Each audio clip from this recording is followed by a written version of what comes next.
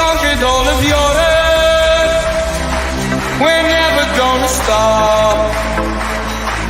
From Palestine to Turkey, we've won the fucking lot. But Paisley and the Shankly, the fields of our field gold. We are all supporters, and we come from Liverpool.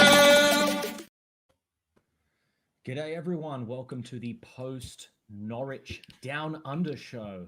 See what I did there? I mixed all of the words together so it's a little bit more streamlined. Just rolls off the tongue, doesn't it, Pete? Does it feel like it rolls off the tongue?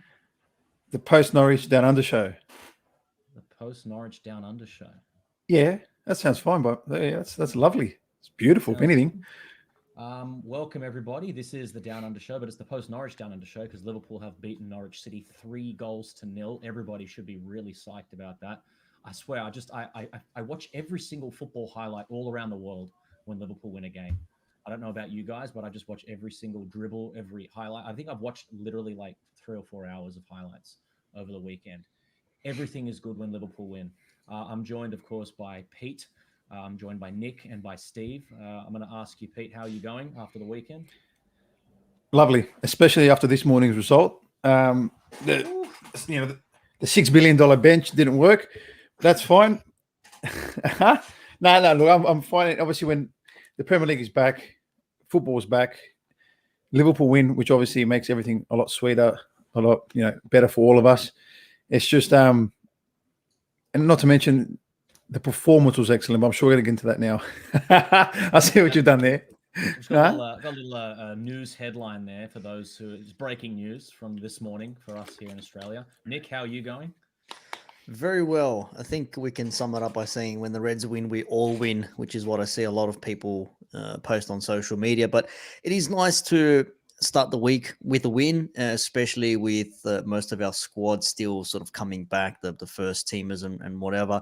But going away to a once again newly promoted team in the Premier League is always tricky. And just to share Pete's sentiments, watching the game this morning, I just thought, man, this could so easily be like a 1-0 for Spurs after like first 30 minutes, and lo and behold, second half they actually scored one, and it's good so far. But let's be real here, City may still catch up, but I'll just revel in the excitement for now.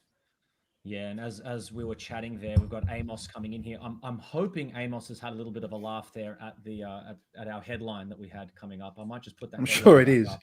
It was this headline. So thanks, Amos, for showing my comedy some love. Actually, there was supposed to be another $sign right at the end there for Spurs. I thought we'd have more $signs because Spurs have only got the one. I mean, if they get the two, they're going to be minted if they get Harry Kane. I guess that's maybe we'll change that $sign once they sell Harry Kane if they do that. But Steve, how are you going, mate? Good weekend?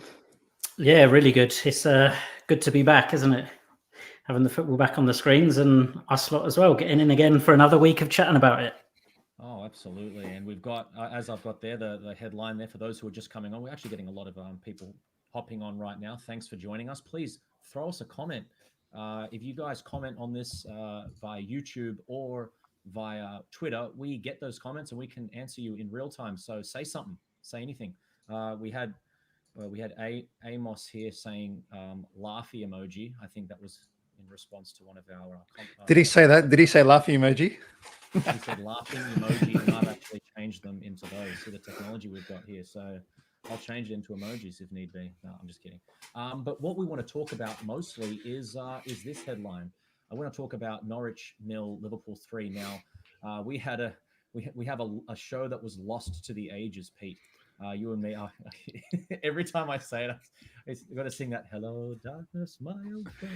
Sorry, I might actually. We can call that a ghost show. Was it? It was a ghost show. It was a Luis Garcia show. Luis Garcia show. Yeah, like a ghost goal. So we had this. It was a show that we. Yeah. It was a ghost show with all the answers that actually happened in this match, and unfortunately, we can't even prove that. We can't even prove that we said. So we had a little bit of some video content in there, which we argued was hopefully it could have been used, but we just wanted to be safe. But a lot of the things that we did say in that match ended up coming kind of true. I mean, we were saying things like high possession from Norwich. They love pressing high. They've got that Borussia Dortmund style manager in Farke. I think that's how I heard people saying his name, Farke. I can't say his name, Pete, for the life In of Australia, me. it's fuck.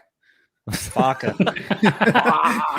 But it was that high press style that Liverpool kind of exploited. Liverpool were happy to let the ball to concede possession. Now, hopefully, they can do this against other teams that have just come up and other teams traditionally that do like to or Norwich, we know, love to keep the ball, but hopefully we can kind of concede a bit more possession against some of the lower teams, because we've seen Liverpool, Pete, in preseason really working on that counter-attack. And I tell you what, counter-attack was working great. The goal that Firmino scores is a blistering counter-attack from back to front. And it's actually a great movement again by the front three, who did work really, really well together. And yeah, it seems like that counter-attacking stuff paid off. And our predictions kind of also came to fruition in that we hit them on the counter. Well, we also said that we in particular, we highlighted Trent and his ability to put an early ball in behind that can cause all sorts, because they're in possession. They're kind of a team that commits a lot of bodies forward, including their back line, to make sure that they maintain pressure on the opposition. And we saw that, I mean, you can call it a counter-attack when Milner spread the ball out to Trent before he delivered in. And you want to call it an assist from Salah, that's fine. You can call it all you want. It was a bad touch. But it was the early ball in from the wide area that we spoke about, and we highlighted through some of the images that we had seen that could be a way to hurt Norwich, and that's exactly what happened in our first goal. So what's the order of operations? Did we go 2-0 in the first half? I can't. We go 1-0 in the first half, and then we score 2 in the second. It's it's then Firmino, then Salah. Is that right? Yeah. Yeah, so I want to get your guys' thoughts on the first half, because it's an unconventional midfield that we start with. Actually, I'll go to you here, Steve. I wanted to see what you thought of perhaps the starting 11 and then how the team came out in the first half, because we did start with Van Dijk and Matip. That was the side that started the first game, it was the starting 11 side, so to speak, Virgil and Matip. And then we've also had Milner at the 6, which is something we didn't really see a lot of. We haven't seen a lot of in previous seasons. But Or want. Yeah, do we actually want to see that? But we have seen it a lot in preseason. So what did you think of the defense, and what did you think of that midfield trio? The defense, the main surprise for me, we've said it on before, I think me and Pete were very much in the sort of thought process that Van Dijk wouldn't start. So Van Dijk starting was the first big surprise. We thought it might be Matip and Konate, but then going back to the 2 friendlies last week, he paired Matip with Van Dijk, so that maybe pointed towards it. Obviously, Tsimikas and Trent picked themselves. There's no issues there. The big surprise for everyone, and we can't just sort of glance over it, it's the midfield. When I saw the team sheet of Milner, Oxlade-Chamberlain, and I've forgotten who else was in there, Naby Keita. Shocked is probably the best word I can give. I mean, initially, I think I put a message in the group saying no Fab. I was expecting Fabinho to come in for that. So to see him missing was one, but then to see that 3 together, who we've never seen really play together in a competitive game, I was thinking, well, what the hell's going on? Obviously, Klopp knows more than I do, but massively shocked. And I think to sum them up, I think it took me about 20 minutes into the game to realise Oxlade-Chamberlain was actually playing. I'm not joking. Yeah, I know, right? It's I want to throw this one back at you, Steve. What did you think? Because I mean, I think everyone can probably say Ox was a little bit disappointing, but someone that kind of went under the radar. And this isn't the worst thing in the world, because you notice when someone like Ox is not really doing much, but there's a difference between not doing much and going under the radar. And that person is Naby Keita. I wanted to hear what you thought about him, and I might throw that around the table a little bit, because we've got some borderline skeptics here of Naby Keita. So yeah, I just wanted to see what you thought about that, because that is something that we learnt from Ginny Wijnaldum, that you can be unassuming and under the radar and still be contributing to the team. Yeah, 100%. And it's one thing I used to say about Ginny Wijnaldum a lot. A lot of people don't appreciate what he used to do for the team. And I started noticing it more because I'd watch a game back a second time and you start picking up things you missed before. And I actually had to do the same with this game. Admittedly, I'd had quite a few beers before the game this weekend. I think I'd been drinking for about 11 hours because it was a 2:30 kickoff. So I was watching it, and a mate of mine back home messaged me with a couple of thoughts, and he said he thought Naby Keita had been good, and I replied saying I think all three of them have been pretty crap. And then he commented, and I value his opinion, and he said, no, Naby Keita has been good. He's done a lot of good work that people won't appreciate. So I watched it back and focused on him a lot more, and he did a lot of the hard work that goes unnoticed. He was just doing bits around everywhere. He's tracking back, release the ball, give it, and movement.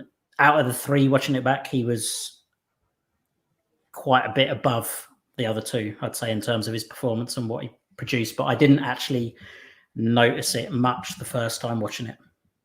And there's a moment where it's etched into my memory where Naby Keita wins the ball right on the left wing near the halfway line, and he gets it out of his feet, and it's combining well with Tsimikas and Mane there on that left hand side. It's kind of that's what kind of epitomized the performance for me. And if he can do something like that, go under the radar, and give us some good hard yards in the midfield, then I guess we've found ourselves something of a Ginny replacement. I just want to throw it over here to is that Niall Kennedy? Hi guys, greetings from Ireland. Great win. Thanks, mate. Tell us what you think of the game as well. Really, really great to see you. Thanks for joining in. And it was a great win, 3-0. It's actually something we predicted here on the Red Sea Down Under on our ghost show that never existed. We also predicted a goal for Jota and a goal for Mo Salah. Naby doing the Ginny role, doing what he's asked to do by Klopp. Yeah, that's kind of what we were just talking about there with Steve. Pete, I want to throw that to you now that we've just had Niall here talk about Naby doing the Ginny role. Do you think he filled that void well in this game, or does he still need to offer more? I think we should just be celebrating he finished the match without an injury to start with. I think that's number one, and that's super positive, right? Because that's one game, and plus preseason it's a few games, so it's a record at the moment for Naby. So I think we've got to celebrate the little wins. His defensive duty though was actually impressive. I thought that for me was more of a standout than anything else. I think there was a stat. I think Nick will know more. But there's a stat, and maybe it was first half or the whole game where he had made more tackles than the whole Liverpool team combined. And I think it was something like that. Yeah. So 6 tackles. Yeah, there you go. See, that's Nick. That's our stat man. All right, put that in our private chat there, Nick. I'm going to put that up as a little as a banner. Yeah. Give us a little. Give us that number. Yeah, I think it was Naby Keita at 6 tackles. The rest of Liverpool was 5. It was along those lines, something like that. Wow. And I had noticed actually during the game that he was doing a lot of the interceptions and a lot of the, what would you call it, like that nippy kind of Mascherano style tackles. The ones where out of nowhere sticks a toe in and pinches it kind of thing. Oh yeah. So I'll give Naby credit 100% because out of the midfield 3, he was the best one there. And that's not saying much because I felt the other 2 were below par, but he was definitely our most influential midfielder during Norwich, and his defensive side was actually really, really impressive. And because we signed him as we thought that he'd be this box-to-box goal-scoring phenomenon, but it turns out if you look back at his performances in Germany before he came to Liverpool, it was actually a really good defensive side of being a midfielder as well. It wasn't always about the goals and everything, because he got quite a few red cards. If you think back to before he came. He loves he's a bit of a mongrel. He's got that in him, and I think hopefully we can unleash that.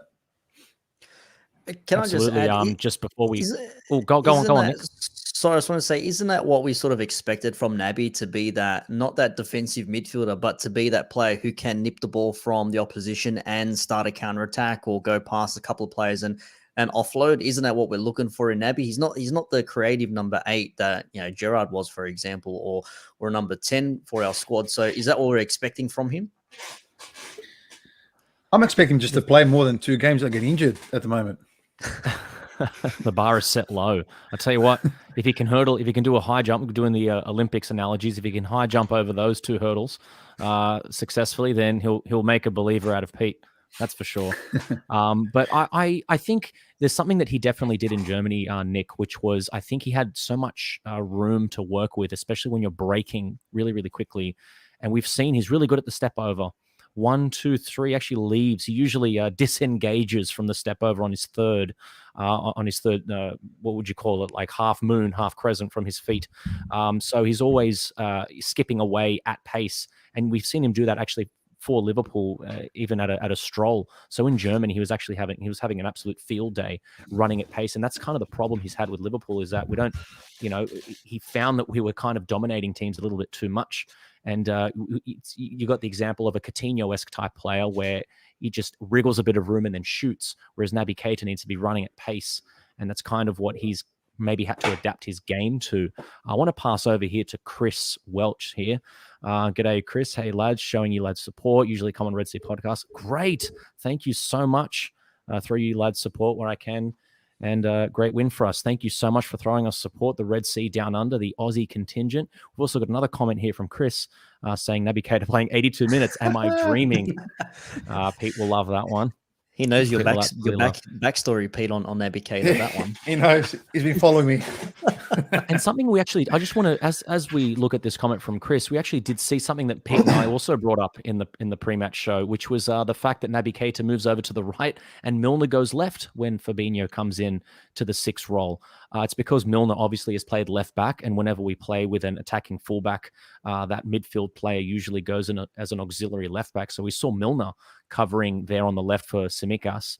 And then on the right-hand side, we talked about Naby Keita and Mo Salah. They love each other. And then it made it really, really seamless when Keita comes off and then Elliott comes on. We're seeing that combination between Salah and Elliott again. Very, very quick note for those who didn't see our tweet. There was this nice little warm-up video. And if I could go to the Twitter here, we still have to discuss that, whether that's legal, if we can go on the Twitter and play videos from Twitter, maybe not. But there's a nice little video. Actually, it's from the crowd, so we could actually play it. Someone's videotaped it. It's Mo Salah and Harvey Elliott warming up. And it's actually Salah that's taking Elliott through his warm-ups. And he feeds the ball off to him, and then he gives him a clap of encouragement. I thought that was something that was interesting. We might visit that later on. I just want to pass it on here to Niall Kennedy. This is maybe a question for all you guys. I might throw this one maybe back to you, Pete. Can you guys see a shift in the formation coming for Burnley? 2 sitting midfielders and going with 4 lads up front. Oof, I feel like it's a juicy question for everybody. Do we have the new and improved Fab 4 starting for us? Pete, do you reckon we'll see the 4-2-3-1? Me personally, by the way, I don't think we will, because we've seen way too much of the 4-3-3 in preseason, and Klopp loves to go at the beginning of the season. He loves to go 10 games without changing anything, and then when the first international break comes up, that's when he starts ringing in the changes. I mean, I'd love to see that, to see how it works against a team that will probably, because don't forget we're at home. And probably Burnley will come 4-4-2, sit back nice and deep and try and absorb and catch something on the counter. Maybe try and play on Van Dijk's lack of game sharpness, so to speak.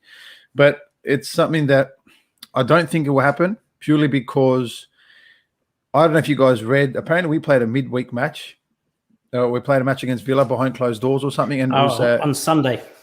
Yeah, well, there you go. So, and Thiago and Hendo played some good minutes in this match. Yeah. Wow. So I feel like maybe Klopp's preparing the 2 of them to enter this match coming at home, and I don't think that Keita misses out. I think Keita plays, or does he go with Fabinho, Thiago, and Henderson? I'm not too sure, but I don't think we'll start all 4 of the front men. I think that it will be a 4-3-3. Right, guys. Do you guys? I'll throw it to you, Steve. Do you see much room for a Fab 4, or are we going to stick with the 4-3-3? Not for this game. I think we'll stick with it. I think it's something we could see at different stages of the season. Like you said earlier, Klopp sort of sticks with a fairly constant team for the first chunk of games, and then as the season progresses and more fixtures come in, we'll start to see a few more changes. So I think it's a little bit too early for me, and he'll be trying to give people various minutes and balance it. But so I think 3 will start, whether Firmino comes back in or whether we stick with the same front three as Norwich. We'll see. This is another goal, another piece of gold here from Chris Welch. Navigator deserves credit just for getting to the team bus and then playing the 82 minutes on top. Love it, Chris. Keep up the banter. We love it. Yeah, but did we find out if he pulled his hamstring going off the bus, getting off the bus? We didn't know about the off the bus. We know about on. We don't know about off. Could have happened. Could have happened. We've also got one of our favorites here, Rahul, saying professional job. Didn't get. I actually really like this comment. This is kind of what I love about the Norwich game is that we prove that with that midfield three, we also we put into all of our minds Milner can start at defensive midfield and everything doesn't go to absolute shit. I didn't mind that part of it. I know you don't like Milner playing in that position there, Pete, and maybe not many people do, but I do like that those minutes are there. We mentioned the same thing with Tsimikas, just letting him start a game at left back and winning it with a clean sheet. He can always go back to that game now and say, I did that. We can now say Milner. We can say Milner played as the six, and yes, I did that. Albeit Fabinho comes on and changes the game, makes everything a lot calmer when he comes on in once at the 60th or something minute. When does Fabinho come on? Around 60, 70, something like that. But I do like that thing of not gambling on fitness. We also heard a lot of comments about Van Dijk saying, he kind of felt a little bit the lack of 150% fitness. He says he's fully match fit, but he was managing himself through the game and he learned things. I think that's a really good thing to, use the players that are at your disposal and then just get into their muscle memory. This is how this thing works. So I did like that as well. We've got the comments coming in. Actually, I really like this one. Hector saying, hello guys, watching from Ghana. G'day. Hey. Hello to you all the way in Ghana. Thank you for watching. I hope you enjoyed the game. Hope you're enjoying this stream, this live show that we've got here. But if you go back to that midfield convo, George, sorry, it makes sense. I mean, as much as Steve said before, it was a shock, and I'm sure Nick as well said it earlier, that it's not the midfield that we all wanted. But if you think about it logically, it was actually the three with the longest preseason. Correct. So if you look at it that way, you can kind of see why those three had started. Now, I question if Curtis Jones didn't have that concussion, protocol to follow, would he have started? So do you think they started purely based on match fitness alone? 100%. I think they started purely because they've had the full preseason, whereas the others haven't. In midfield, that is. Yeah. Yeah, that makes sense. I mean, because if we really expected to see a decent midfield, you'd swap Milner for Fabinho. You can probably live with Keita and with Chamberlain. They may be a little bit more freely able to run up and down the wings or whatever it is they were supposed to do. But we have Milner there as a defensive mid, and you're just sitting there thinking, like, don't rush into a challenge, don't hack anyone. And he does that, and he gets a yellow. And I thought, well, this is it. Second half, he's going to be subbed off. He ended up playing the whole game. But with Milner there and Chamberlain not being able to be the Chamberlain to run out of defense and Keita as well, just being a little bit maybe just doing the Ginny role. Like, people talk about the Makelele role when he was at Chelsea, and now, we have that. Now, Ginny's role could actually be something that people reference in terms of that midfield. Like, they're not really doing much, but they're doing more than what you expect. So maybe Keita did what he was supposed to do. Chamberlain was maybe in there just making up the starting 11. So I wouldn't think that they would have started these guys if they weren't fit. I thought Fabinho might have been ready to start, but he was on the bench. It could have been just a fitness thing. It could have been maybe Klopp saw something in training. Maybe he thought, they can at least last the 90 minutes. I can rely on them for, most of this game. And then if I need to change something, I will. And thankfully he did. I want to throw this one back at you, Nick. Do you see something like what Chris Welch says here? Only change for Burnley, perhaps Fabinho in for Oxlade-Chamberlain. I mean, that suggests that perhaps someone like Milner does also carry on into the next game. But also if someone like Curtis Jones is fit, perhaps he comes in. What did you think of Oxlade-Chamberlain, Nick? He didn't really have like the best of games. I saw him mostly affecting the game at the start of the second half for about 10 or 15 minutes. I mean, he had a few touches. He had about 20 odd passes. I think he didn't really do much. He lost possession, I think, half a dozen times, and he got dribbled past on a couple of occasions as well. So it wasn't the midfield sort of like performance you expect from Ox, but again, he's not that player to be sitting there and just sort of like keeping his ground and defending. We see Chamberlain in a squad. We expect to see him get on the ball and run at the opposition, but he didn't really get to do that with the Klopp was telling him not to. On the other hand, We spoke about Cater doing the defensive work, which is all good and well, and then Milner as well. He was probably the most industrious, but then again, he did play a whole 90 minutes. But again, he is a player who's going to get you that grit, and he's going to be that prick in the middle of the field, which he can be, and he was in instances there. So Chamberlain, for me, I probably would have maybe started with someone maybe a little bit with a bit more guile to him. Like a lot of people said, why not start with Elliott? But I think you guys said it in the Phantom show as well. Like, do you want to start with someone who is going to be reliant upon for a whole 90 minutes or something to some sort of effect in the game? Or do you want to bring him on and give him 15 minutes to just run amok and go at it? And Chamberlain, for me, was just not right for this midfield. You probably want to start with someone who's at least going to be moving in between the midfield and attack, but none of them really did it. I want to just there's something I do want to go on to, which is the idea of the front three playing the way that they did, and that's a comment made by our friend from Ghana, Hector. But before that, I just want to pass on to Niall again, where he says that Pep Linders at the start of the season did hint at a change in formation. Injuries and COVID have curtailed a lot last year, and hopefully a few surprise in formation coming up this season. Now, that's something that me and Pete actually looked at before the season started, especially a lot with how we've been going in preseason. Now, again, Jurgen Klopp, traditionally, he prepares for an opening 10 game run. And he also prepares for a Christmas run. And then he prepares, not the best as we've seen in the past, he prepares for a January post-Christmas run. And then obviously he's got his thing that happens right at the end.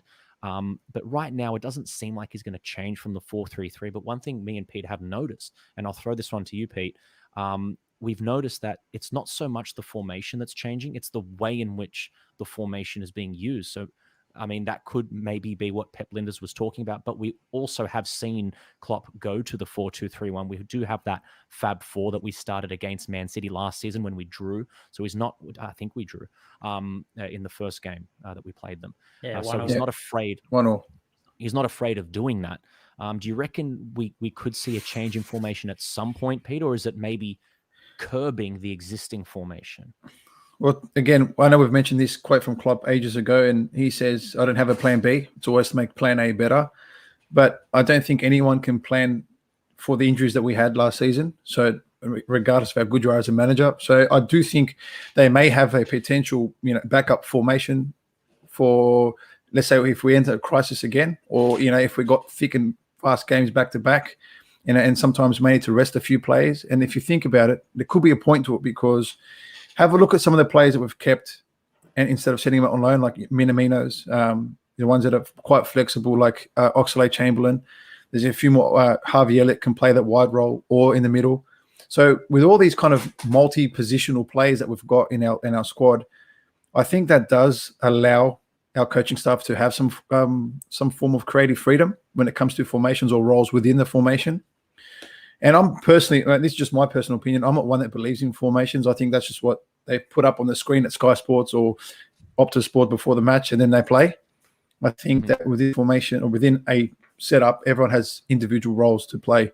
And I think that's kind of the way Klopp looks at it too. Just look at us, our two fullbacks are our most highest performing kind of players in the final third. Now, in the first half, we have Jota scoring, and it's something that we were bringing up there, Pete, about a scrappy goal. I thought that the king of the poacher's scrappy goal. Poacher's goal is Jota. And one thing that I loved about that goal, and it's something that we did put on our page as well, we put on our Twitter page, was how close they all were to each other. Now, a lot of people can say, oh, Salah miscontrols it. Of course he did not mean that. But the fact that when he miscontrols it, Jota is there. But notice where, if you're going to watch the goal again, right next to Jota, almost square, he has the option of Mane right next to him. So if Jota did also something a little bit messed up, it's Mane that's there. And that's one thing I've noticed going into this season, a little bit in preseason, and now especially in the Norwich game, that front three are finally back together again, Steve. And it's this comment here from Hector from Ghana that I just want to bring up. What do you guys think about pundits writing Liverpool off? And I'll tell you why I bring up the front three. They're writing us off because we haven't made the big signings. But what they're forgetting is that there is a Liverpool that's been sleeping, and it's the Liverpool of 3 seasons ago, where the front three are all together and they're all lethal. And if they get a chance, they're going to put it away like Jota did then. Last season, they were just all too spread out. And a large part of that is because our defensive line isn't able to play as high up. And like the accordion, you can't really compress the team the way that you want to. Now your front three doesn't have to do as much work because your midfield three are further up and your back four are even further up from them. So the thing I want to throw to you here, Steve, is do you like the fact that we're getting written off? And do you think there's a lot of stuff about Liverpool that maybe these pundits haven't really seen, in particular what our front three is capable of doing? Yeah, I actually love the fact that they're not writing us off, but when they're saying who's going to win the league, who's going to finish top four, we're very low down on that list. No one's given us any credit, and they're all going for the obvious: Man City's, Chelsea's, and some even going for United. So I love it because I love more than anything proving people wrong. So we've got that, and people can go on about us not signing anybody or really improving the squad, but 2 seasons ago, we absolutely walked this league. And we've added to the squad since then. So you've added Jota, you've added Thiago, you've added Konate, you've added Tsimikas. So there's 4 players that have been added to the squad from when we absolutely walked the league. So they can't say we haven't really improved. And last season was just an absolute shit of a season, from injuries, no fans, VAR being used as it was. So for me, it's a write-off. So how can we go from being Champions League one season, league winners the next, to having a real shocking season last year, but because of injuries? There's no reason we should be written off, but I love the fact that they are writing us off. I just want to interject here. What you said there, you just brought me something across. When we had our abhorrent freak of a shithouse run last season where we lost 6 consecutive games, home record in tatters and all that, not many of them were big losses. Like, I think if I recall correctly, they were like 1-0s perhaps. There was a few 1-0s. There was some scrappy, like I remember Burnley came and they beat us 1-0 or something like that. We lost to Southampton 1-0 and things like that. Yeah, our defense wasn't the best. We had makeshift defense in there. We had midfielders playing defenders, Fabinho for the most part of that second half of the season. But our front three were not scoring goals. That was another problem that a lot of people probably still have in the back of their minds. They're thinking like, well, we can't say Liverpool are up there because they had a shocking second half of last season. Yeah, 1 or 2 players out of your squad is going to affect the rest of the team. Now, it's not to say we don't have good cover, but when you're playing with the same players week in, week out, you know their position, you know what they're going to offer you. When you're turning around and you don't see Van Dijk in defense or you don't see Fabinho behind you, that's going to affect your performance going up front. And we fluffed a lot of chances. We missed a lot of goals. If our front three were scoring goals during that period, we would have probably been okay. We might have even pushed for a more solidified finish in the top 4, maybe even pushing second perhaps. But because we weren't scoring goals, that's where a lot of people wrote us off. And I think that's still in the back of their minds. They're still thinking that this front three, they're done and dusted. It's all over. Firmino, see, I'm doing it as well. Firmino doesn't score goals. Mane is off his game. Salah's the only one who's scoring the goals. Jota's come in. He's giving a few here and there. And I think that's still playing in the back of their minds, which is why I think they're writing us off. Because, yeah, like you said, we haven't made the big signings, but we still have the same quality players that we've had for the last 3-4 seasons who have brought us success. So why shouldn't they bring us success moving forward? Absolutely. And Chris, they're putting everybody above Liverpool, even Manchester United, even with the Norwegian golem from Lord of the Rings in charge, as Chris says there. Love it, Chris. Love the bants. But like you just said there, Nick, we've got players up there like Jota, shoot straight away, no messing about. That's something we just said then. And I think it's a sentiment shared by lots of Liverpool fans. It's crazy what he does. And I think he kind of showed that a little bit for Portugal. I don't think they got him close enough to the goal. They kind of obviously relied a lot on Cristiano Ronaldo. They weren't able to get the best out of Jota. But it's just, he's such a strange player to watch. He really is a fox in the box. It's crazy the type of player that we've signed. And of course, we have Mo Salah, who 5 seasons in a row now has scored in the opening fixture of the Premier League, the only player in history to do that. Pretty good for a 1-season wonder. That's literally could not be further from the truth. He literally does it every season, 5 seasons in a row. He's also 2 goals away from 100 Premier League goals. Crazy. That won't take him long. No, hopefully. Just want to get to like. Go on, Burnley. Bring it on, Burnley. The other thing as well, Jota, you think he's just a fox in the box. There was a moment in the game when Cantwell hacked him, leading in towards the Yes. opposition's penalty box, and he picked up the ball basically outside our penalty box and dribbled past 4 or 5 defenders, and probably would have had a sight on the goal if not passing it over to Salah on his right, which is where he was looking. So he is a bit of a creative player, or creative in that sense, where he can find the spaces and he can run and he can operate and make space for the other players as well. So we forget that he's got that part to him as well. Absolutely. And for those just tuning in here, we actually did talk about, we didn't know this. A lot of people didn't. So I'm just going to put it up in the comments just in case you guys missed it. Liverpool did play a game against Villa. Was that something that you brought up there, Pete? Yeah. Yeah. So for those wondering what could happen against Burnley, well, there are players like Henderson, Thiago, Curtis Jones, and there's even Cade Gordon as well. I don't know if we're going to see a player like Cade Gordon. Maybe Klopp's still kind of feeling out, because we do have until 31st of August, guys. Is that when the transfer window shuts? Yeah, end of August. End of August. So, I don't know if there's an opportunity there for him to see what Gordon can do, but he's 16. He's much, much too young, I think, to be thrown into this Liverpool side in the Premier League. But at the very least, we've just got a whole midfield three there in Henderson, Thiago, and Curtis Jones, all getting minutes in their legs. We know Curtis Jones is fit because if it wasn't for the concussion, he would have at least been in and around the first team in terms of subs at the very least. We know Henderson is fit coming back from the Euros, and Thiago just a little bit of a knock, and and Klopp said that he's pretty much fine. So yeah, it was really interesting to see them doing that, in the off season. Guys, I just wanted to. I love this comment as well from Chris. Did we see this one? The injury-free vaccine. I love that. But I just wanted to just go on to. I mean, we really have to. Actually, this is actually something that Nick brought up. I do want to bring this up. Something that did happen a lot last season, especially when you look at a game like the Villa game where it was 7-1. I think 7 of their first shots went in. But in this game, Norwich's first shot did not go in. I mean, none of their shots went in. But it's something that was a little bit of a pattern last season with these, especially with these lower teams. They shoot, they score, but not in this instance. Yeah, for me, it was a panic because, as I said, some minutes ago now, a lot of people are still thinking of us from the second half of last season when we're not the team from the second half of last season. Like, we're going in now to the Burnley game. Well, this isn't a Burnley preview, but we've won our last 6 Premier League games and we've won them quite comfortably. So that's not to say that, we're going to cruise through this game. Burnley always pricks when it comes to them coming to Anfield. And even when you play at Burnley, they can be bastards as well.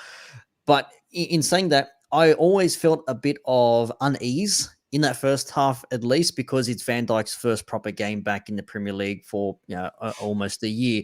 Matip, again, Pete calls him the man made out of cardboard or whatever, and sometimes you just don't know what he's going to do sometimes. He has this knack of going in and making a move, and he looks like he's going to literally tangle over his own feet or his own weight, like he's going to tip over one way or the other, and he just manages to get the ball and play through, which is all good and well. But that was my fear because Pukki, we know he's a little plucky player, and he got in behind a couple of times, and if it wasn't for Alisson making a save or two, we might have conceded, and that was my worry because the back four haven't been match fit or haven't played properly together for enough of a run of games, maybe to get as familiar as they were during their peak.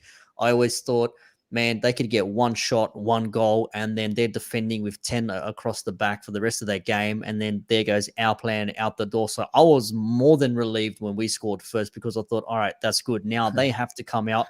And evidently that led us to scoring another 2 goals. The second one was a counter-attack. The third goal was a nice goal from Salah to get his 5th in a row on opening day. Pete, I want to just ask you about this because there is something else, another stat that Nick actually brought up just as we were off air. But there was something that we noticed in preseason, which is Liverpool counterattacking. It's something we brought up when we said Norwich are going to keep the ball, which is something that plays into Liverpool's hands. Last season, it should have played into our hands, but it didn't because maybe Liverpool prepared the season to be dominant, and they didn't prepare this, especially getting a player in like Thiago, preparing the season to control the ball, and they forgot how to counterattack. Did you reckon we saw the fruits of those labors kind of coming into play, the fact that we're countering against Norwich kind of the way that we should have been a couple of years ago? It's almost like, because I was having to think about this. Okay, what we struggled with more so. Okay, forget injuries for a second. Let's just forget all that crap from last year. Let's just go back to what we struggled with. It was we struggled when teams sat back and just did not give us any space. So this could be something that, and every team was doing it. It's not just your Burnleys of the world, and it was, a lot of teams sat back and didn't give us and just let us have the ball rather than the opposite way. And then you've seen against Norwich, it's almost like as Klopp kind of said, we kind of do that now. We sit back into our block-ish kind of setup where we set up our traps, make them come to us. That way it does expose the spaces in behind or in the midfield areas or in between the defensive line and the midfield line, where we've seen Jota have so much success against Norwich. And then you go back to, again, our second goal, which was Norwich in nice possession, high up the park. We win it. 4 or 5 passes later, it's a Firmino tap-in. So this could be something that we move towards this year, as we did notice in the training videos in preseason and almost in some of the games in preseason, where we're sitting off a little bit, not so much in a block, because I don't want that word to come around because you can get slaughtered for it on these days. But it's something that I feel like we're kind of giving teams possession in order to leave the spaces for our counterattacks. Yeah. There's something else that, and from what you're saying there, especially with that idea of setting traps, it's this stat that Nick brought up. I think have we talked about that 6 fouls yet? I think we did. We spoke about Keita making 6 tackles. Yeah, 6 tackles. Sorry, that was the 6 tackles. But Nick, can you give us the stat for the fouls for the Norwich game? And this is really interesting for those of you guys listening. Yeah, 14 fouls, I believe we committed to their 4. And I think, tackles don't negate fouls. So that's probably mostly Milner committing all those fouls. But there was a lot of small little touches, like little nips in the back and falling over and a whole bunch of things like that. So there is something in that defending, maybe where we're fouling to avoid being sprung on. Maybe we're fouling to slow the game down. I mean, who knows? Well, that's something that go on, Pete. Oh, sorry. So that's something actually that Pep introduced to City a couple seasons ago. Okay, there you go. So it's something that, because what that does is actually stops the counter. Yeah, because it stops the counter, right? They call it tactical fouls. And it could be just as little as a tug of the shirt or whatever. It doesn't really matter how you foul, as long as the referee blows the whistle. But it's something that is used to stop momentum, obviously. So yeah, it could be into something. It could be something that that we do this season. Who knows? Absolutely, and especially going back into that idea of Liverpool. They can physically change their formation, but they can just use their formation in different ways.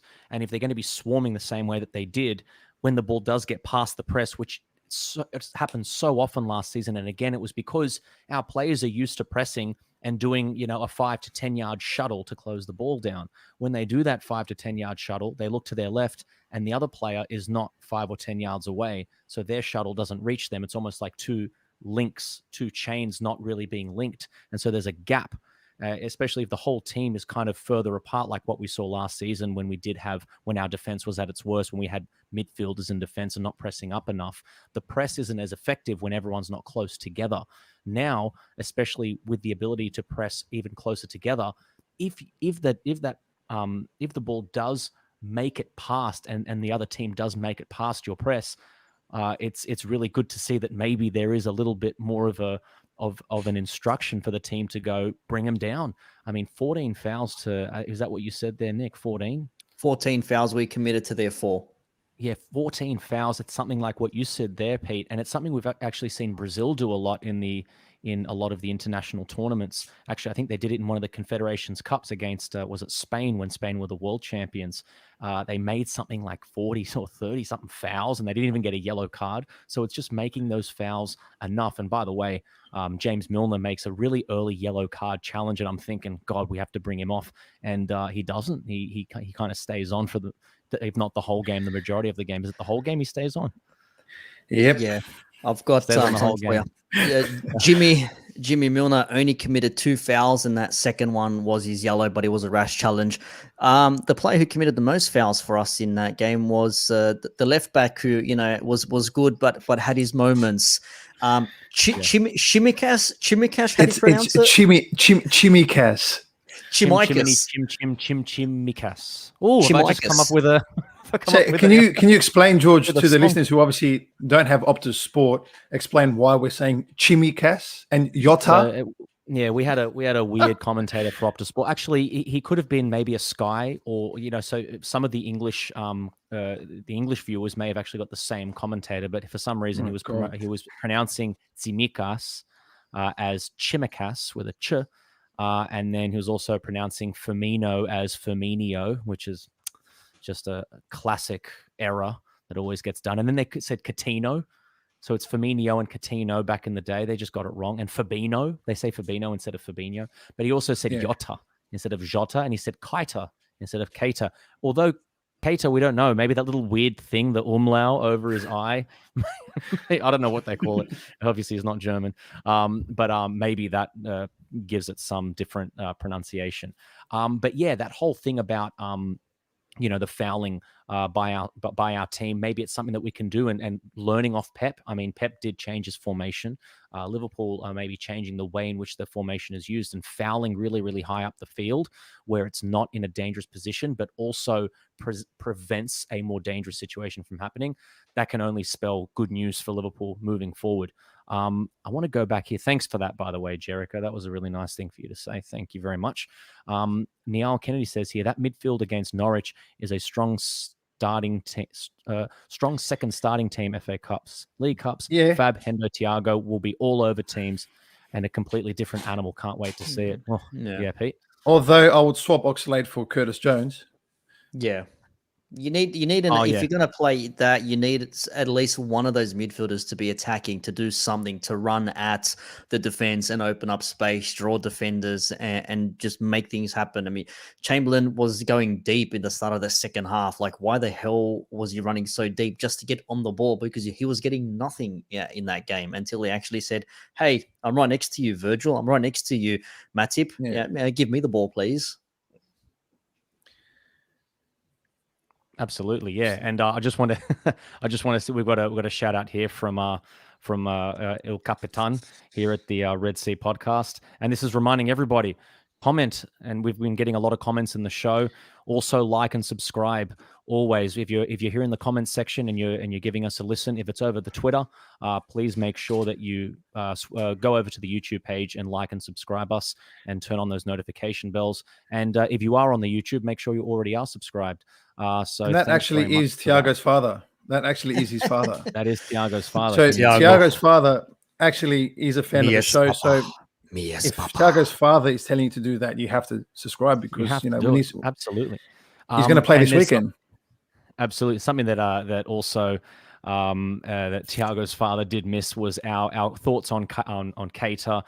We actually, by the way, Pete, I'm not sure what your and basically we're all happy that he finished the game, but we didn't mind him. We thought he was kind of Gini-esque. We didn't really mind it, so might have to go back into the previously into the stream to see what we thought about that. Pete, you were going to say something? No, I was going to say not so much Gini-esque at the moment. That's not. He was good defensively, and out of the midfield three that was there, he was the best one. I think that's the best way to put it for now.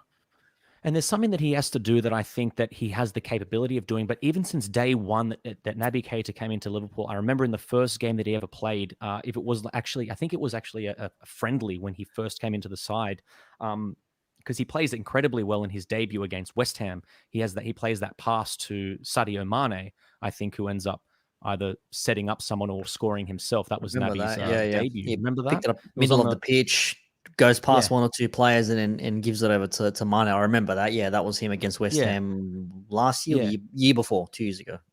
Yeah, 2 or 3 years ago, yeah. But there's something that he did in that game. If it wasn't that one, it was one before that. It was just when he's in defense and he's just trying to spray the ball around, for some reason he just gives it away.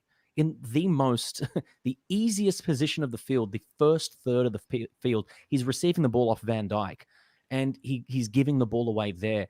If there's ever going to be a moment for him to become Gini-esque, it's when he can play well in that area where there's no pressure on him.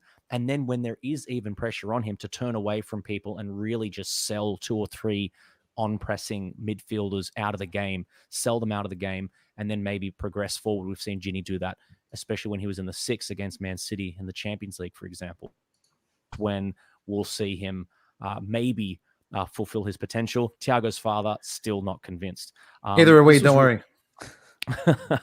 And this is really interesting. No one covered more ground than Milner. I'm sure that's supposed to say 12.65 kilometers. Absolute machine. Did you have He that does that stat, in the Nick? warm up though. Yeah. That's his warm up. He's an engine, that one. But should we bring up Chimikas and what we thought on Chimikas? Absolutely. Yeah. But I mean, you know what, Steve? I want to ask you about what you thought about Tsimikas, because there's some interesting comments made by Klopp. We have this weird theory, me and Pete, that he's I don't know.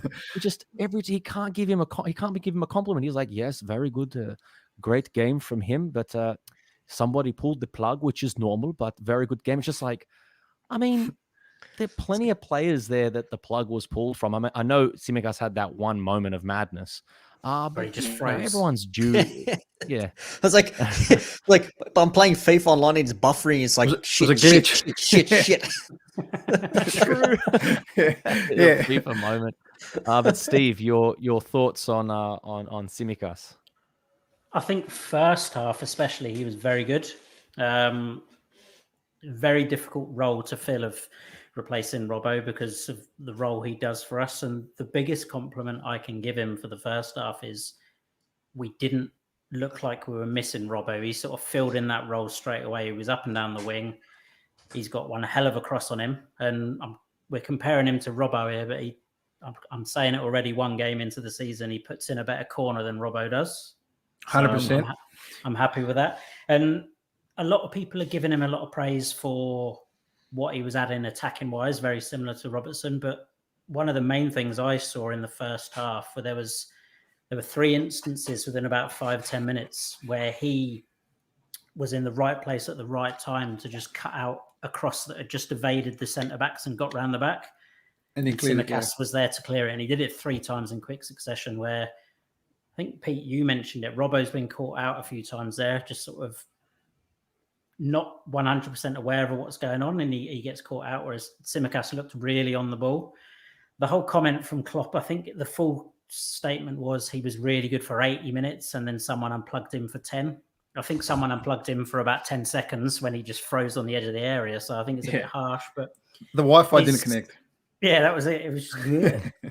But I think it's a harsh comment because, yes, the performance went down a little bit second half, but I'm sure fatigue would have started coming in. It's the first game of the season, and he did what he needed to second half. But there was that one brain fart moment, which none of us know what was going on there. But I think I was really impressed with him and confident that we're not really going to miss Robertson that much until he comes back fit and firing. Absolutely. And Pete, I want to go to you on Tsimikas, but I just want to go back to the Keita comment here. Thiago's father, never want to leave a comment untouched here. He needs to do more. This is Naby Keita. Cannot forget the last 50 poor performances to close. Wait, he's played 50 times? Hey, I don't think he's played 50 times. I don't think he actually has. So this is interesting. Nick's going to get that up for us. But Pete, before let's go back to Tsimikas. What did you think? Because we had a really great discussion about him, about the great preseason that he had for Liverpool going into this weekend. We were actually, you never want to be happy for any player being injured, but once you're dealt with the injury and the bad news, you can then start to pick apart what the positives are. And one of the big positives is we finally get to see Jurgen Klopp rotate that left back position.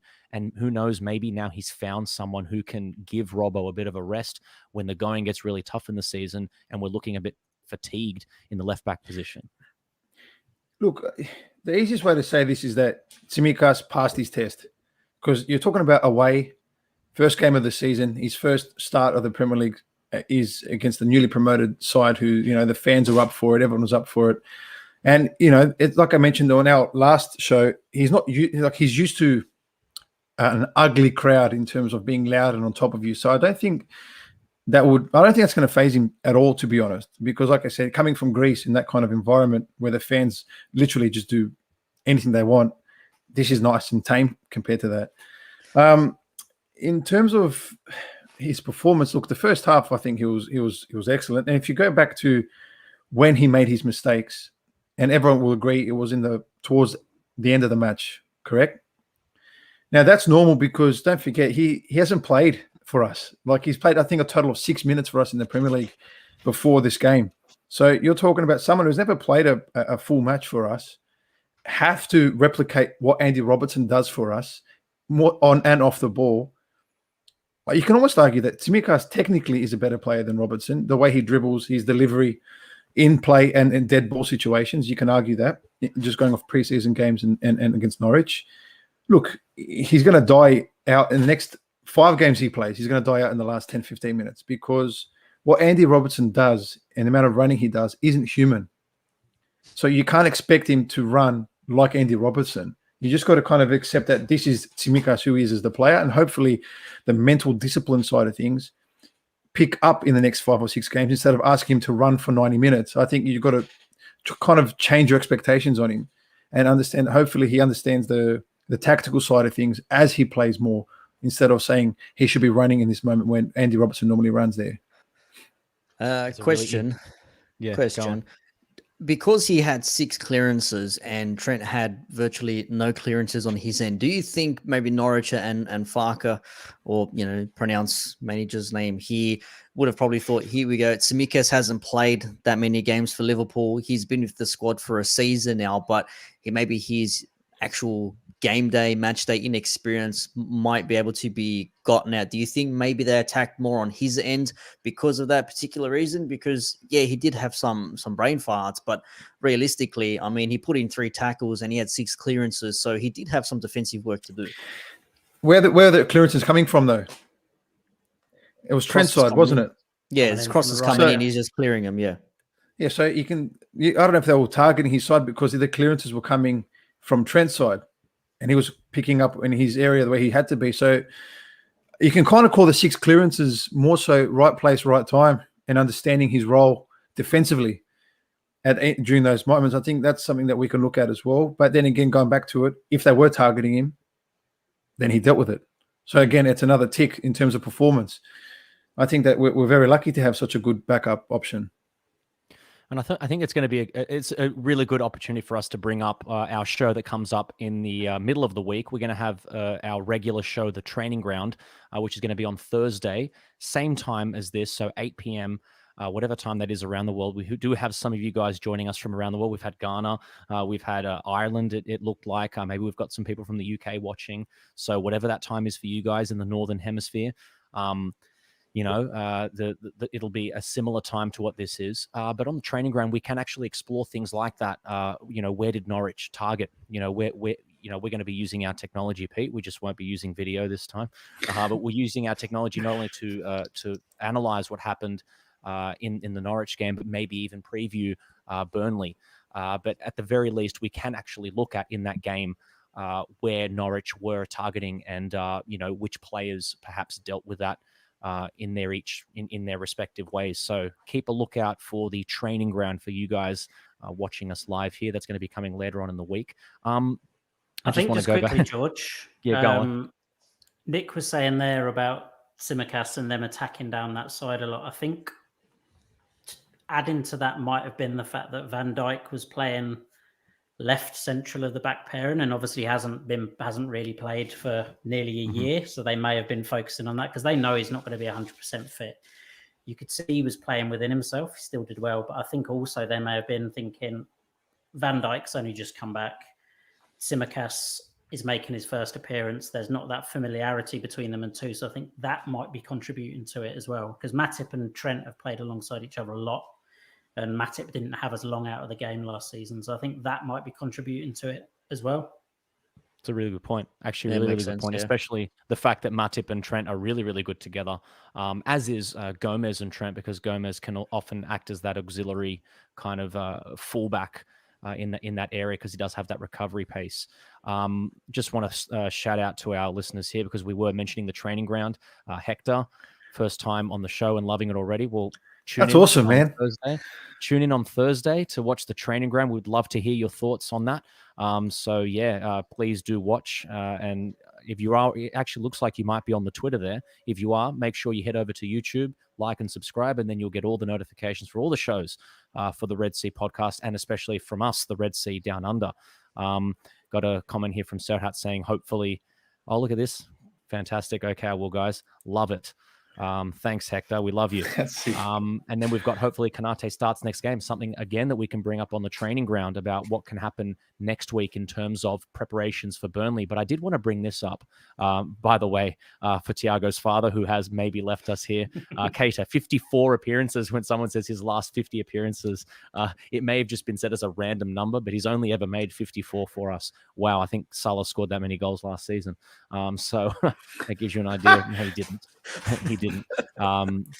But yeah, this is actually just on that point that we were just talking about Matip and Trent. Matip was trying to stay away from Keita passing his. I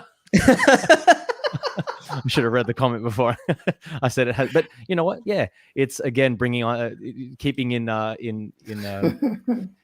sync with the whole Keita, the Keita chat. Got pride here. I feel defensively, this is the strongest Liverpool have been in defense. Really good comment. Really great point. I don't think we've ever had 4 centre halves this strong, because we've gotten rid of Dejan Lovren.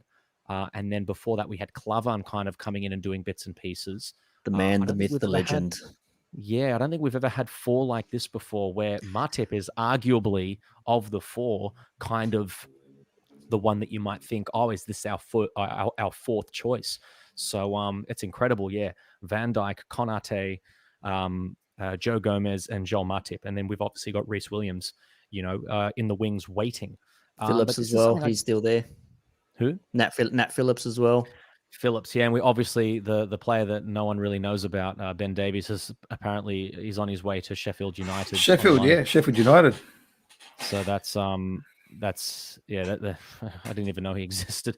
Matip was close man of the match behind Salah. Actually, it might be something we bring up at the end of this to see whose man of the matches are. And for those listening, give us who your man of the matches are when we do talk about that. But the last thing I wanted to talk about as we start to wrap this show up is just news outside and following the game. So outside of the game and following the game is the possibility of perhaps Jordan Henderson signing a contract. Now, you, Steve, and I want to pass this one on to you. You said that it was at The Athletic that were reporting that maybe Jordan Henderson might be signing something soon.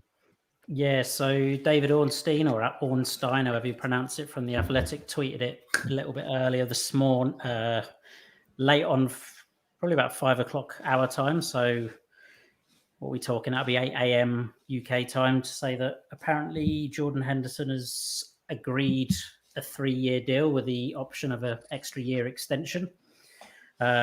Hasn't been signed yet, but apparently it's all been agreed in principle. And it basically said that Klopp was a major factor in because apparently there was talk before that they were way apart in what they wanted, but Klopp was a major factor in it. And then it was in that same tweet where it mentioned the game against Aston Villa. It said Henderson really impressed in that game.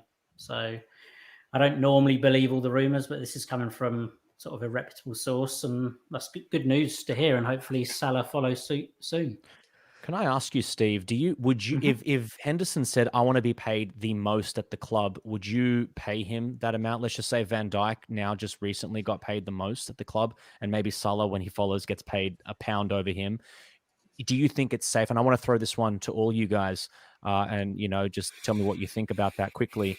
But Steve, would you give him the most because he's the captain of the club?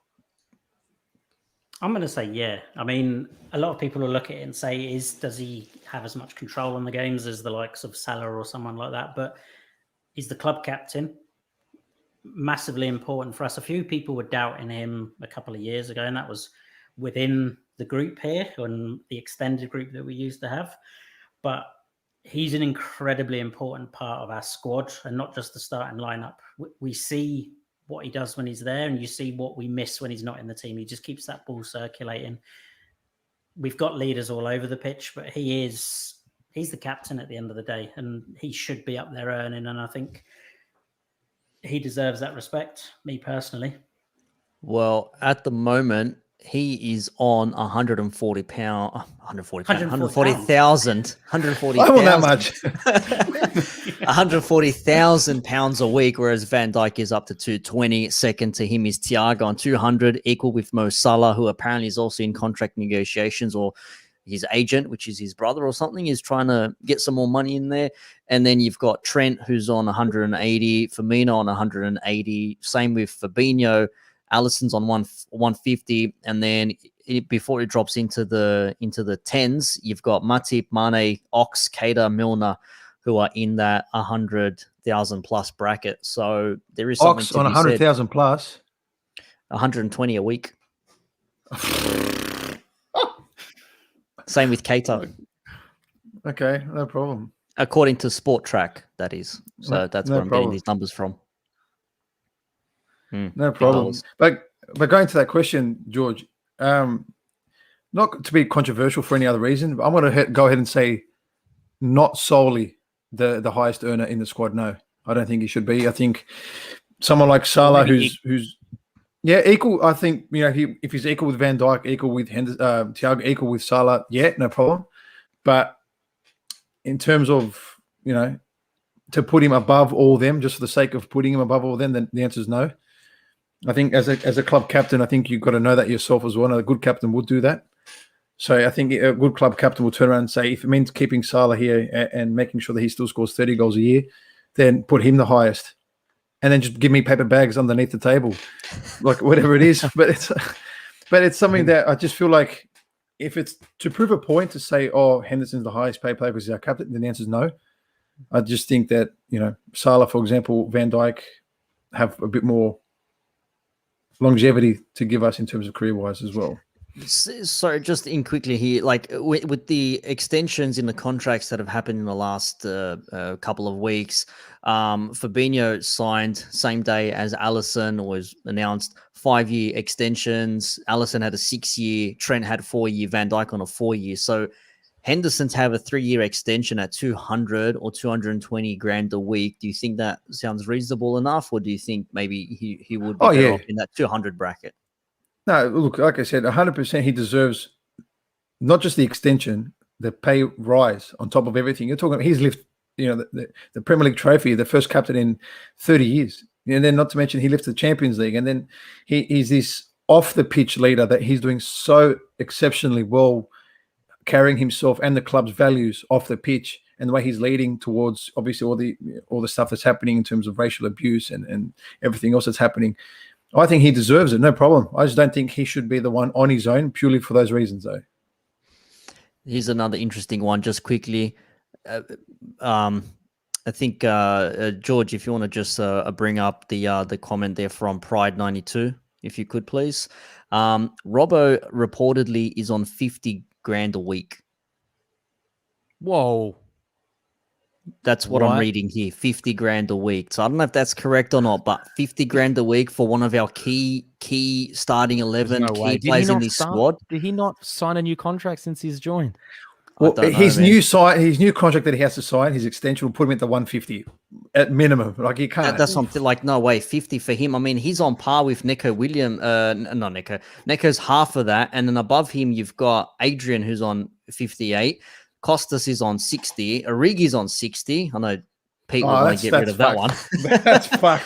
Ben Davies, who we've never had play, is on 60 grand as well. Kanate's just signed on 70. So there's big money to be had there. Like maybe the club are thinking like, okay, where can we improve and keep players around rather than, just giving him, here's another, 50 odd grand, Absolutely. And I think we might see something like what Chris Welch is saying here. Salah should be the highest earner. I agree with that. There's actually something, never want to, pass the ball over to another outlet or another publication, so to speak. But Neil Atkinson of the Anfield Rap has said many times, and this is, I just got to throw him a shout out. He's a friend of the old show, or the old guard that was here in the LFC couch. But he actually mentioned that he thinks that they're doing Salah last because, and by the way, check out their content if you want. I don't want to detract from them in any way, but he thinks that Salah is the one that is getting paid last because it allows them to give him the highest pay because if you pay him first, then everyone wants to match him. So it's an interesting theory that Neil and the Anfield Wrap have in that regard. But maybe if he is last, maybe he will be the one that is the highest earner. So maybe they're saving him till last. Maybe Henderson might be the same. Pete? Maybe, or just maybe they're trying to count as many coins as they can to put them all into one big basket and give to Salah. Who knows? And that is, yes, 5-season wonder Salah. I do want to just very quickly, before I bring up this the final kind of question for this pod as we near to the end, there was a question here from somebody about where is this comment that I saw here? This one, and I want to start with you, Pete, because you actually retweeted something very recently about your time in a state called Victoria, in a little city called Melbourne. And I want to ask you, do Liverpool have a big following in Australia? Pete, I'm going to throw that one to you. Explain to us very, very quickly what you think the answer to that is. God, yeah. I think I can argue that we're one of the most passionate group of supporters in the world for Liverpool Football Club. Not because of and by the way, if you're watching for real, it's just go on YouTube and type in Liverpool MCG 2013, I think it was. Funny, I was cleaning an old box I had packed before we moved a year ago, and in it I found my match day program from that game itself, and I stupidly threw it out. I thought, do I keep this? Do I not? I threw it out, but just thinking about it, I'm like, wow, I was there in that away cop. And I just thought, wow, this is the best thing I've ever witnessed. 96,000 singing "You'll Never Walk Alone." That was Gerrard himself had come out after and said, "I'd never experienced a "You'll Never Walk Alone" like that in my life." So that's enough. That's it. There, the holy of holies, Steven Gerrard, turned around and said, "That's the loud or the best "You'll Never Walk Alone" he's ever heard." So all you have to do is just jump on YouTube after you've liked and subscribed to our show. Jump on YouTube and type in Liverpool MCG. And then you'll see it for yourself. It was the best experience of my life, other than watching us beat United a couple of years ago with George. But yeah, it was awesome. And don't forget, we wake up at 3:00 in the morning to watch games, not at a nice, comfy 7 p.m. just after dinner or before drinks. It's disgusting to our body what Liverpool does, but we do it because we're psychopaths and we love the club to death. And that's good to see Liverpool fans from other countries. I'm from Doom and Gloom, England, which is where you're from as well, Steve. How does it compare? Obviously, it's not going to be anything like the UK, but what's it like here in Australia? Very different, but it surprised me how many Liverpool fans there are out here, and also how passionate they are. Good answer. Lived in Sydney, as you guys know, for the first sort of 3 years, and there's a massive following down there, and the sort of Cheers bar that we used to go to and watch games. It's Liverpool away from home, basically, where all the fans get together. And it is, Pete mentioned it there, the hours that we have to get up and watch games. You might be starting work at 8:00 in the morning, but you're getting up at like 3:00 to watch a game, and then your game finishes and you've got like 2 hours left. Or do you go back to sleep? Do you just plow through? Who knows? You just do it. It's kind of mental what we have to do, what we have to go through. I want to now just put this one around the table. And for you guys watching, by the way, like and subscribe, turn that notification bell on. Red Sea Podcast on the YouTube. If you are joining us on Twitter, please head over to YouTube and make sure that you do subscribe to the podcast, subscribe to the channel for all our Aussie fans, for all our fans from all over the world. We've got a lot of people who follow our page, formerly of the LFC Couch Days, who are interacting with us here, watching our stuff a lot on the Twitter. Make sure you come over to YouTube and subscribe to us there so you can see all of our content as well as the other lads' content. We've also got our Red Sea Podcast boys over in the UK, so please make sure you transfer over to YouTube so you can see all of our stuff. So yeah, give us a comment what your answer to this question is. Who was your man of the match? I'm going to go to you first, Steve, because we just heard from you. So who was your man of the match, putting you on the spot here? Without being obvious, you got to go for me, Mo Salah. A goal and 2 assists. Can't argue with that. Amazing. Pete? Well, I think everyone's going to say Salah, so I'll just give you my moment of the match was Van Dijk starting. That was the moment as simple of the as match, that. Van Dijk starting. Yeah. Nick? So Van Dijk starting. Beautiful.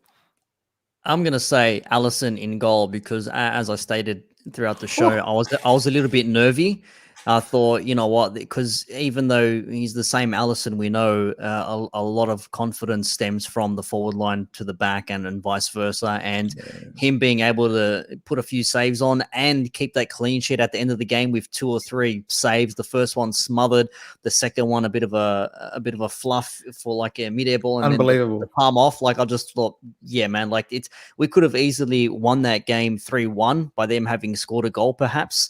If we wanted to go back a few seasons ago, we could have had squeaky bum time and could have finished 3-2 even. I don't want no Crystal Palace nonsense flashbacks.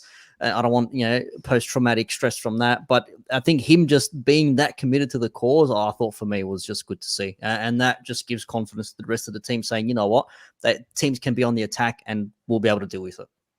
Absolutely. It's again that thing that a lot of the commentators, I'm sure, in every single on every channel, every incarnation of the Premier League all over the world said the exact same thing, which was he hasn't had anything to do, and once he is called into action, he just keeps it out.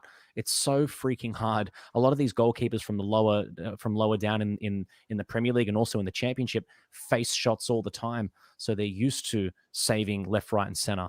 But when you haven't been asked to do anything in the whole game and you manage to pull something like that out, incredible. I actually agree with Serhat here, and I agree with Steve. It is the populous answer. It's kind of weird because our midfield 3 kind of changed around a little bit. It's hard to give man of the match to someone like Firmino when he just comes on. I thought Trent was also very solid, and I think in our group chat there, Pete, I said he looks like he's pulled up a little bit with his hamstring. Another something we might have to talk about is who goes right back if Trent has a little bit of an issue. He pulled up. Marathon man. Guys remember that? Yeah, maybe it's going to be James Milner going into right back, or maybe Neco Williams. But yeah, Trent was also very solid, but I thought, Mo Salah. It's something we brought up in the pre-game. We were a bit worried that maybe Salah hadn't scored in pre-season, but one of the arguments I had was he was just saving all of his misses and by misses I mean not like missing the target, saving all of those for pre-season, and then what a goal he scores there, and he assisted Jota and Firmino and tried to set up Mane, as Serhat does say there. So there you have it. Those are our men of the matches. We've got a moment of the match from Pete in Van Dijk. We've got Alisson. I have to. And both has to be Van Dijk. You're not going to hear Pete. You're not going to hear Pete saying anything other than the man Virgil van Dijk. But guys, it's been a really, really great post-match review here on the Down Under show. It's been post Norwich Down Under. It's been really, really fun. And obviously we're going to have the training ground later on in the week, and we're going to be reviewing what happened against Norwich and maybe looking at a few things leading up to Burnley. But thank you so much to everybody who's been joining us here on the show. All of you guys commenting, we've really, really loved it, really enjoyed it. And please like and subscribe here on YouTube. If you're watching us on Twitter, or if you're on the YouTube, you want to follow us on Twitter, there's our Twitter down the bottom there, at Red Sea Down Under. Look at that. Look how it's crawling across the bottom there. The power of technology. But make sure you do follow us and make sure you do join us for the training ground on Thursday. I like this. Even Michael Owen said he did that with his goal. Yep. And then we've got moment of the match, Keita not getting injured. Chris, you've been my man of the match, Chris. That's my man of the match is Chris Welch. Absolutely. Is he in our group chat as well? Is he seeing our text? Someone said this, like, I can't believe Keita didn't get injured. He played almost the whole game. It's like, wow. Oh, Chris, you've been absolute great. You've been great value. But guys, hope you've enjoyed that. This has been the Down Under Show. We'll see you for the training ground. But for now, all the guys wish you all the best. And up the Reds, 3-0 against Norwich. Booyah.